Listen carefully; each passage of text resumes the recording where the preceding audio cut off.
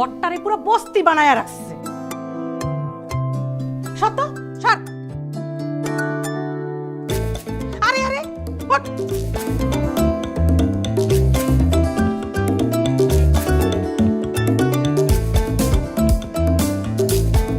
এই পা উঠা।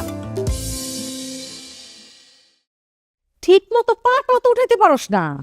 পারেটা কি নবাবজাদা? আল্লাহ জানে ল্যাপটপের মধ্যে কোন দেশটা উদ্ধার করে। আমার বড় ছেলেটা গার্মেন্টসের মালিক।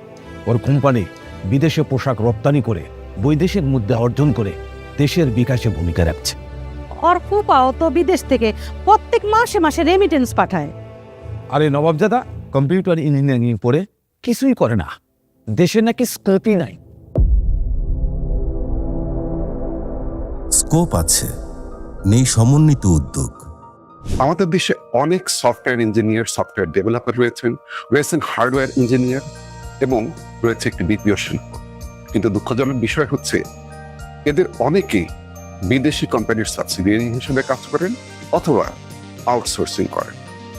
এমত অবস্থায় আমরা চাইলেই সরকারি পৃষ্ঠপোষকতা দিয়ে made in Bangladesh, assembled in Bangladesh, serviced in Bangladesh এই ধরনের ট্যাগ বাজারে আনতে পারি এবং এই ধরনের উদ্যোগের মাধ্যমে আন্তর্জাতিক বাজারে প্রবেশ করতে পারি।